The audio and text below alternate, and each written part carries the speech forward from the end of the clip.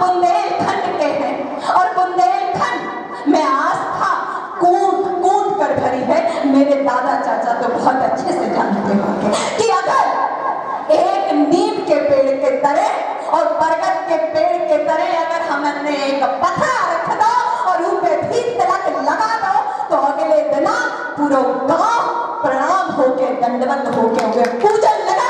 ये है आस्था। नमस्कार दोस्तों, आप लोग देख रहे हैं BCN हिंदी में अनुराग दीक्षित। कांग्रेस लोकसभा प्रत्याशी पंकज अहरबार के नामांकन भरने के दिन आयोजित सभा में कांग्रेस नेत्री रोशनी यादव ने बीजेपी को आड़े हाथों लिया और धर्म की राजनीति करने पर वह जमकर बरसी। और रोशनी यादव ने कहा कि मोदी ने कहा था कि किसानों की आय दोगुनी होगी, फिर क्यों नहीं हुई। तो सुनिए रोशनी यादव ने भारतीय जनता पार्टी के लिए क्या क्या कहा।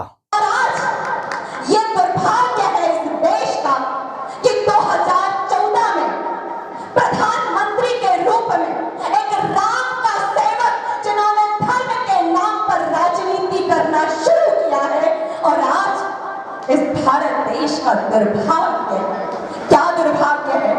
हम बुंदेलखंड के हैं और बुंदेलखंड में आस्था कूद कूद कर भरी है। मेरे दादा चाचा तो बहुत अच्छे से जानते होंगे कि अगर एक नीम के पेड़ के तरे और बरगद के पेड़ के तरे अगर हमने एक पत्थर रख दो और ऊपर भी तिलक लगा दो तो अगले दिन पूरा गांव प्रणाम होके दंडवत होके पूजन लगा।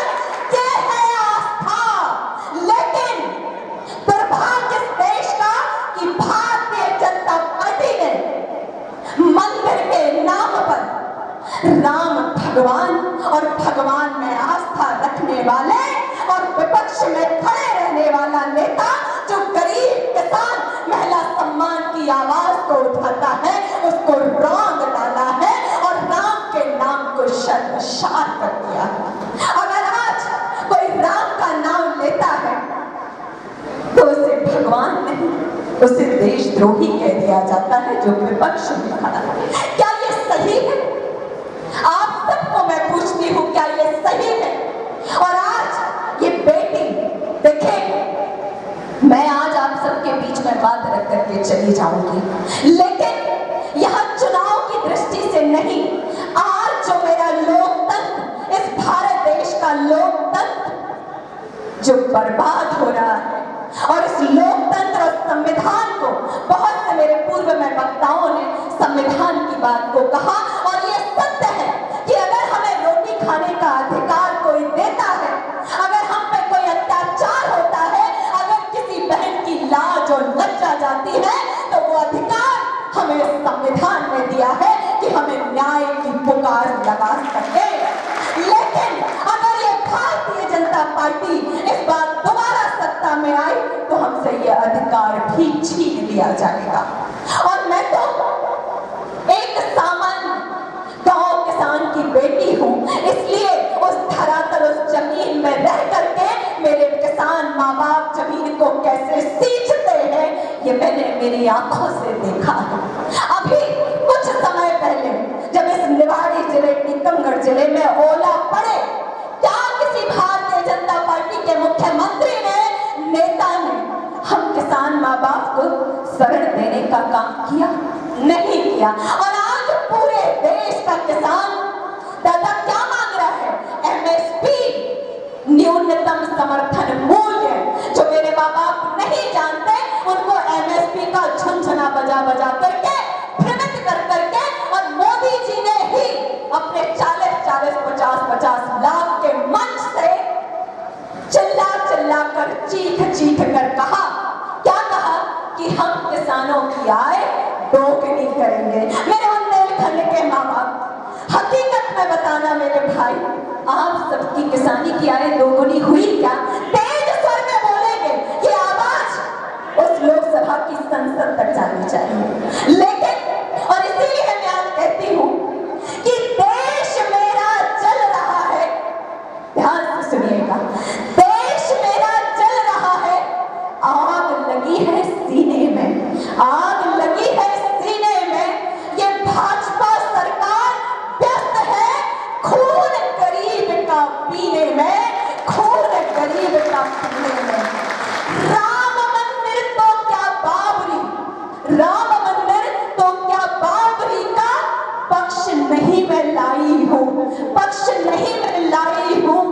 घायल मध्य प्रदेश और ये देश चीख रहा है, इसकी चीख सुनाने आई हूं, चीख सुनाने। और आज इस देश में इन्होंने, भारतीय जनता पार्टी ने वादा किया कि मैं 2 करोड़ युवाओं को रोजगार देने का काम करूंगा, मैं किसानों की आय को दोगुनी करने का वादा करता हूं। लेकिन इन्होंने कोई वादा पूरा नहीं किया।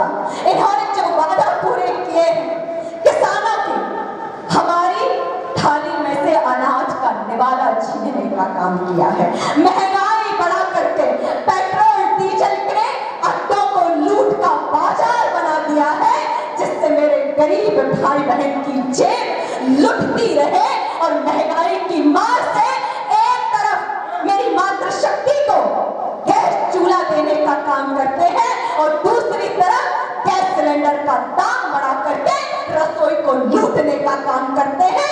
अरे ये कहां की राजनीति है और किस राजनीति की आप बात करते हैं? और जहां राजनीति और धर्म, समझ लीजिएगा, मैं बहुत ज्ञाता तो नहीं हूं, लेकिन राजनीति और धर्म एक दूसरे के पूरक हैं, जिसको बहुत अच्छे से चलाया जा सकता है। अगर कोई राष्ट्रपति गद्दी पर बैठा है, उसकी सुरक्षा के लिए पूरी शासन और सत्ता उसकी सुरक्षा में लगती है।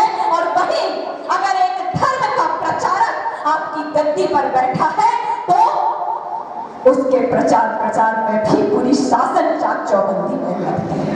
लेकिन आज हमें धर्म के नाम पर बल कराकर, चूंकि विकास के पैमाने तो इनके पास है ही नहीं, इसलिए केवल और केवल 2024 अयोध्या राम मंदिर का एजेंडा बना करके ये चुनाव जीतना चाहते हैं।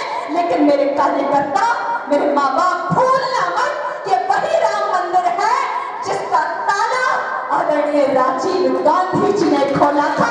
अगर इनको इतिहास याद नहीं है तो पन्ने पलट कर देख लेना चाहिए और राम के नाम पर वोट मांगना बंद कर देना चाहिए। अगर राजनीति करनी है तो सच्चे मायनों में करिए, लेकिन राजनीति का अर्थ ये नहीं होता कि अगर एक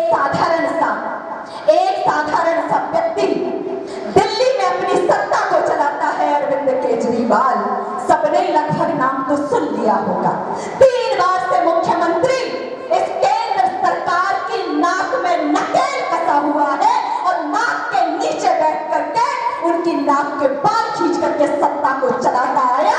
लेकिन ये मोदी जी को गवारा नहीं हुआ। क्या गवारा नहीं हुआ?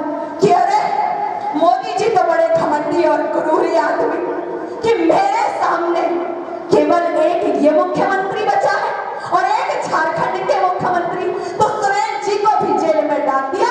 क्योंकि मुख्यमंत्री केजरीवाल थोड़े पढ़े लिखे थे कि भाई उनके बाप मताई ने पढ़ा दो, वे IAS बन, तो उन्हें कानून जान लो। तो उन्होंने कहा और जनता ने कहा कि मुख्यमंत्री पद से इस्तीफा मत देना, तुम चाहे जेल में डालो, हम जेल में रहकर भी जनता की लड़ाई लड़ेंगे। और मैं आपको याद दिला दूं, जिन ED और CBI के छापे जो विपक्ष के नेताओं पे लगाए हैं, उसी आम आदमी पार्टी के एक लोकसभा सांसद कल सुप्रीम कोर्ट की अदालत में खड़े थे और सुप्रीम कोर्ट ने जिन ED ने उन पे 2 करोड़ चोरी का इल्जाम लगाया था, उस पे ED एक जवाब नहीं दे पाई और मौन हो गई और उनको जमानत मिल गई। आप बताइए और मोदी जी से पूछिए कि इनको 6 महीने जेल में कल भुंडियां भून में डालो।